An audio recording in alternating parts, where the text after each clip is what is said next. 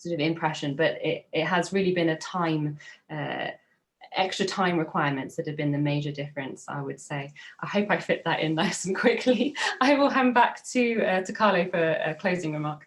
Actually, I'll just be very short. If you want to get in touch and want to know more about these two programs, you got the details on the screen. And if you want to know more about all the other programs we deliver on a daily basis, you can probably ask us during the Q&A. Thank you. Thank you. Thank you. Thank you. Thank you very much. It was really interesting. So it is now time to open our discussion. Actually, we touched on very important points during those two papers, starting from interaction between social life and public arts and public spaces, and learning activities in the passage, let's say, from the online to from the on-site to the online. So I invite those who want to ask the question to ask for the floor. So yeah, we have the first question by Tiziana Mancinelli. So I read it for you. Many thanks for your presentation. I'm very interested in the issue of inclusivity in digital projects, thus improving accessibility. I was wondering if the National Gallery website is following the W3C guidelines to increase reading possibilities, for example, for visually impaired, etc. Given the website contains many images. Okay, this is for Divine. I don't know if they are specifically following those guidelines. That would be something that I'm sure our access programmer would know the answer to. I imagine that they are. There's certainly opportunities on the website to enlarge fonts, to enlarge images, and there's a lot of different functions you can do. One thing related to this, which I found particularly interesting from a talk that I was doing, was people that lip read, and how difficult that can be when working on Zoom compared to in real life. And that has been something that has been highlighted to me for lighting where I am in my room, how my face is positioned. And I know that's not exactly what she was referring to, but certainly found it something I hadn't thought about. And it's something that was very important to consider. I'm sorry, I can't answer your question more specifically. Thank you. Carlo Corsato, you want to take the floor, or it's okay like that? I mean, no, I think Kate pretty much covered the answer already. Yeah. Okay. So we have another question from Heather Con. Hello, I have a question for both, one for Sylvia and one for Carlo and Kate. So the Sylvia question is, are you seeing similar, or are we seeing as much of these neighborhood balcony experiences during the second lockdown? And then the question for Carlo and Kate is, it sounds like it's very much in your interest for people in rural places to have access to the internet. So from your position as the National Gallery, I know it's not a hugely important political position, but are you doing something then to promote the availability of internet access in, or better internet access in rural areas? Or what could you do from your position? Okay, I will ask to Silvia Mazzucatelli to answer first, and then Kate and Kat. Okay. Thank you, Paola, and thank you, Heather, for the question. That gives me the opportunity to say something more. No, we do not see anything similar in the second lockdown from the balcony. I mean, not the use of music, cinema from the balcony, but the second lockdown is completely different, at least in Milan and in Italy, compared to the previous one. Because the previous one was a serious lockdown. We didn't get out of houses, while now we have many, let me say, excuses to get out of the houses. First of all, schools are open. And this is important, at least childcare, primary schools, they are open. This means that kids are not at home, not always at least, and that we can get out to bring them to schools, bring them back. Secondly, even the shops are not entirely open. For example, bars are open for delivery or for takeaways. And in the streets, in terms of, let me say, ethnographic observation that I do on my daily basis when I get out to bring my kids to school, it's vital. It's completely different. What we see, though, is the use of art as a tool to redefine social distance and also, let me say, social boundaries. So we see a lot of public art in the streets, on the floor, to see where you can stay. And it's not just a sign, a communication sign. Most of the time is really an artistic intervention, sometimes not even legally made, but simply done by someone that says where you can stay, where you can sit, where you cannot, but not from the balcony, no. Thank you. Kate, you want to kick off? Yeah, I was going to, it's a good question. So we can collect data, I suppose, on something like this. We're not allowed to be political in any way, shape or form, but I can tell you that it's a massive manifesto pledge for both the leading parties in the UK. Just last year, both the Labour and Conservative parties had this as a huge thing, getting broadband across the country, access to everyone, particularly in rural areas. Labour promoted it to be free. The Tories just said it would be available. So this is something that's very much part of the national conversation and national political conversation quite frequently. So all that to say, I think it's something that people across the board politically are working towards. It's not necessarily that we feel we have a huge role in sort of promoting that or pushing that, but we can certainly highlight our role as a national gallery and the difficulties we have reaching some areas in our nation, and therefore, you know, properly performing our mandate, our remit as the nation's collection. I don't know if Carlo has anything to add. Oh yeah, absolutely. I just agree with what you said, and yeah, just to clarify, sometimes people don't understand that we are civil servant, meaning that we can't be political at all. But at the same time, when we're talking about, you know, social divide, I mean, it's a very fine line what is political, what is social, right? Or social duty, if you like. So that's why we want actually to present these two projects in particular, because there is a one sort of national urgency that is actually, you know, led by the political parties. There's nothing we can really do about it. But at the same time, as a national gallery, we can sort of create new forms that can be, and projects can be replicated in local communities. So just put it this way, if children or just individuals in general, they cannot access a broadband at home, probably there is a community center where they can. And there is a local museum where they can. So this is something that museums can ask, right? They can sort of demand, in particular if they're national museums or nationally or state-funded museums, they can demand the government to give them, the digital and technological tools they need to serve their communities. So yeah, it depends, what's the point of view, and that's so. Thank you very much, Heather, for this question. It's really crucial. So sometimes we always, waiting for decisions to be made higher up, but there's we can sort of promote or push the agenda from the bottom, and I think the two they need to work together. We can't just hope that everything will be solved higher up. We can just believe that communities they can solve all the problems on their own, obviously. Thank you. There's another question. So I'm a colleague of Kate and Carlo at the National Gallery.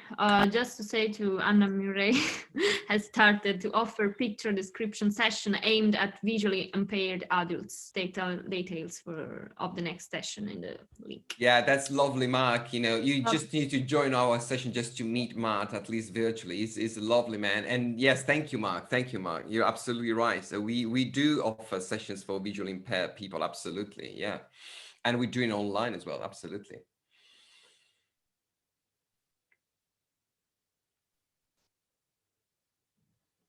Hello, Mark. Here we go. You can see. Sorry, Carlo. No, Well done. right. Hello, everybody. Loving the session. Is there any other questions? Hello. Nice to have you here with us. Okay. No. Okay, so I have a question actually for the first one for Silvia, Professor Silvia Mazzucatelli. You talked about the strict relation between public art and the place where art flourishes. So you were talking about public art practices in the city. So I guess that there's a difference between public art produced by people living in the city center and the one produced by people of the suburb, simply because they are people with different social background or social experiences and so on. So finally, since, as you said, public art builds a social identity, I wonder if this can contribute to stress also social differences between those two groups of people identifying themselves in those different places and then identifying themselves in different public art practices.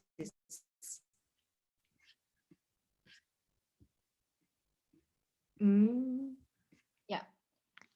Paola? I don't know if Professor Mazzucatelli listened to my question. Yes, I mean, it was not always clear the connection, but I think I was able to grab the, this is what you were trying to ask. I think we have a problem of connection. Yeah, I don't know if it is my connection or it's your connection, but Silvia, we can hear you, so carry on with the answer. We can hear okay. you. So it's just Paola's end, the problem. So I don't think, thank you very much, Carlo. I didn't really see any difference between public art produced in the city center and the public art produced in the neighborhood in terms of social differences between the two groups that produced it, because what you have to keep in mind is that usually what public art does is to give voice to the territory. So the artist is basically collecting inhabitants' voices, and it tries to be a sort of an amplifier. So to make these voices so loud that can be heard outside the neighborhood. What is different is the topic, the issues.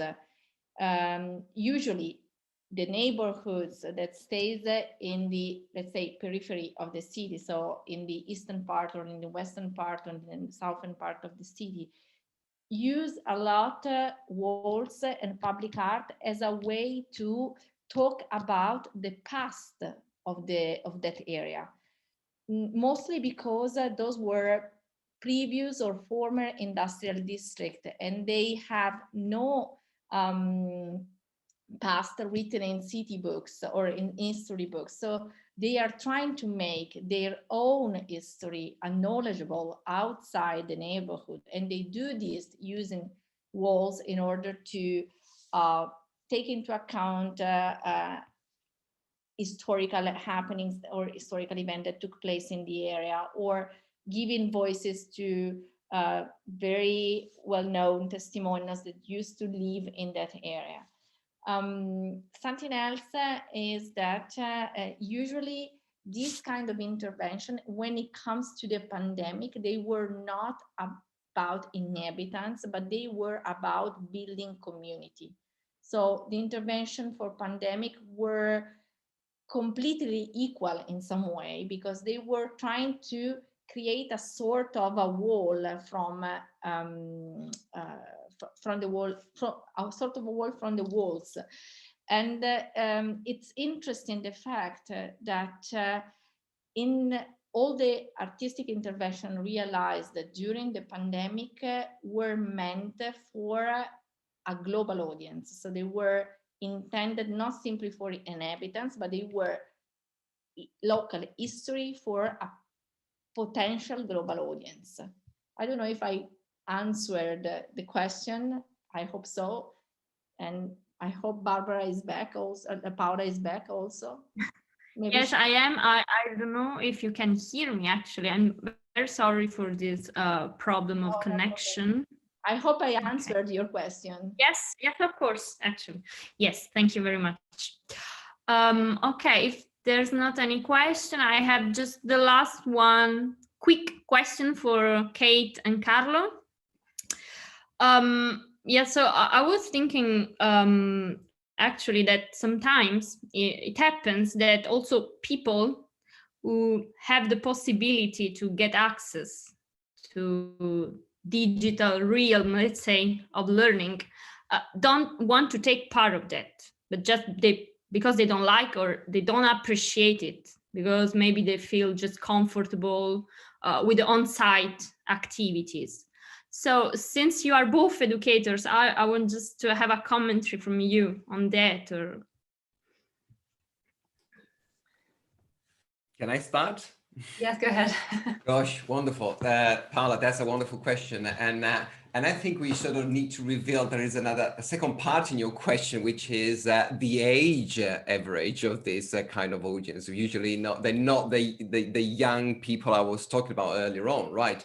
And actually I experienced this the same with my college, not only at the National Gallery. So when I moved to some of my gallery visits I'm doing for the college online, I pretty much lost the 70% of my students because they were very uncomfortable to do this online. And it's true, if you spend most of your life visiting real galleries, you can't really appreciate to see pictures through a screen. And there's also a learning curve to use the technology. So I remember when we moved from one platform to another one, there was a super big deal because they just afraid they need to learn a new platform. That's why, Zoom is so popular, and that's why we're using it now, for instance. So there is this kind of discomfort, and also there is a sort of resistance to be walked into an uncomfortable zone, pretty much, that I would say. And the human interaction, particularly for all, for older people, elderly people, is very important. So sometimes we underestimate that, the regulars we have at the gallery, or the regulars I have at the college, they come to my courses, they come to our activities in the gallery also to tackle loneliness. And it's something they don't want to say loud. It's not part of their mentality, their background. You don't say that, right? But it's true. So there is also this kind of element, and the zooming actually is not helping at all with that. You still feel disconnected. Kate, I don't know if you want to say anything more thoughtful. No, I agree with you. The only thing I would add, perhaps, just to clarify a little bit, is sometimes, a lot of the time, we work with partner organizations.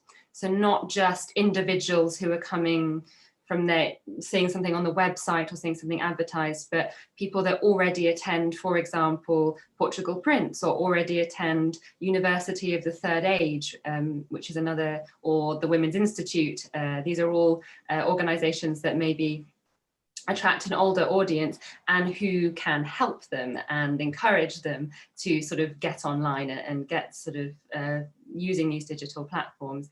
And that is an enormous help.